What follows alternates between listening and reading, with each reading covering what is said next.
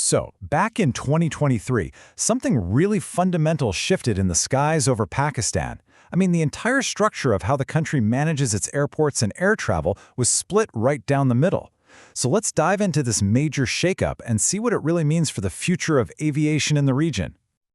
Right, so you've got to ask yourself, why? Why would a country completely overhaul its entire aviation management system? What was the problem they were trying to solve here? Well, that's exactly what we're going to break down. To really get what's new, we first have to take a look at the old way of doing things. For decades, there was pretty much just one powerhouse organization in charge of the whole shebang. And that organization was the Civil Aviation Authority, or CAA. Now, here's the really interesting part. The CAA was essentially playing two very different games at the same time. Think of it like this. It was the referee, setting all the rules and making sure everything was safe. But it was also a player on the field actually running the day-to-day operations of every single airport. That's a huge, and you could argue, a conflicting amount of responsibility for one single entity. So eventually the decision was made that this all-in-one model, well, it just wasn't cutting it anymore. The plan became to split the CAA's responsibilities to try and create more focus and, hopefully, a lot more efficiency. And this wasn't some kind of snap decision. As this quote here shows, the goal was a really careful, deliberate separation. It was designed to improve the system without causing total chaos. It was a strategic move, really, to untangle those two massive jobs. So, how did this all go down? Well, the idea had been floating around since at least 2020. But the real key moment, the turning point, came on July 21st, 2023. That's when the National Assembly gave the official green light.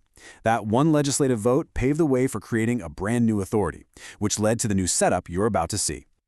Okay, this right here is the absolute crux of it all. This slide makes the change crystal clear. Before, the CAA handled both regulation and operations. Now, the CAA is purely a regulator. That's it. It's the safety watchdog. And this new body, the Pakistan Airports Authority, was created to handle one thing, and one thing only: running the airports. And here it is, the new player in the game, the Pakistan Airports Authority, or PAA. Its official mandate, laid out in the 2023 Act, is super clear: manage, operate, and develop. This is the organization that's now responsible for your entire experience from the moment you step into a terminal in Pakistan. But the birth of the PAA isn't just some boring bureaucratic shuffle. No, it's being marked by a really bold statement about the future, a vision that's literally being built from the ground up. 25. Yep, that's how many stories are planned for the PAA's new headquarters in Islamabad. And just look at these details. We're talking about a super energy-efficient design, a massive central atrium stretching from the ground to the rooftop, and this incredible curved glass architecture. It's huge, spanning over 1.2 million square feet.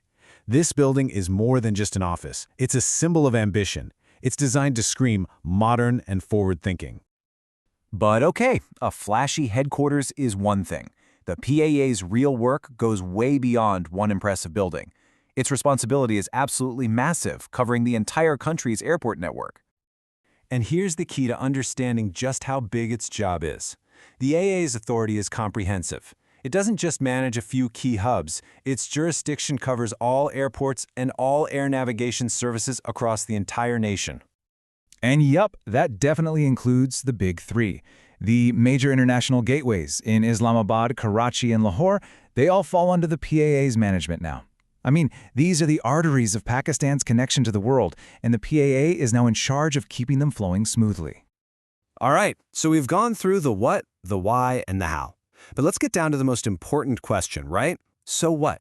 Why should this big restructuring actually matter to any of us? Ultimately, it all boils down to this one idea: focus. By splitting the roles, the new CAA can concentrate exclusively on being a world-class safety regulator, which is absolutely crucial for international trust.